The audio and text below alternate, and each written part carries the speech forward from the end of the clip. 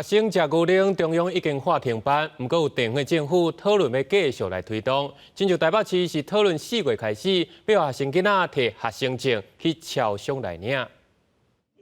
班班啉牛奶的政策自去年9月份实施了后，因为造成教育现场混乱、牛奶保存运送侪方面的问题，行政院伫去年12月宣布停办。不过地方政府希望继续推行，亲像台北市教育局目前就规划甲超商合作，希望让学生会使摕数位的学生证去超商领牛奶。家长表示，去超商会较方便，牛奶也较轻。因为他们如果在学校或是下课的那段时间，其实还蛮赶的，对啊，所以我觉得如果是他可以自己去领，然后拿回家喝，我是觉得还 OK。是去超商直接可以换，是蛮好的一件事情，对啊，小孩就可以喝到比较新鲜的牛奶。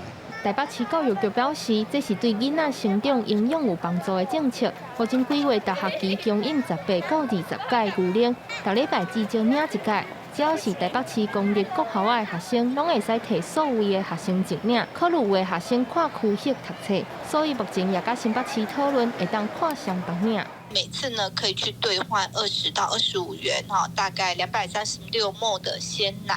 那除了鲜奶之外呢，也可以来兑换保酒乳或豆浆。主要呢就是采用台北市学生的数位学生证，它本身也是一张悠游卡。台北市教育局表示，目前持续咧向中央争取预算，也已经甲4大超商讨论好相关系统的建制，规划伫4月份施行。也若新北市甲基隆市讲，若是中央确定有补助，因会对咧做。新北市会规划偏乡地区牛奶运送的机制，基隆市是表示会配合加入学校的营养午餐，让学生食了营养佮健康。记者张家佳、谢桂林台北报道。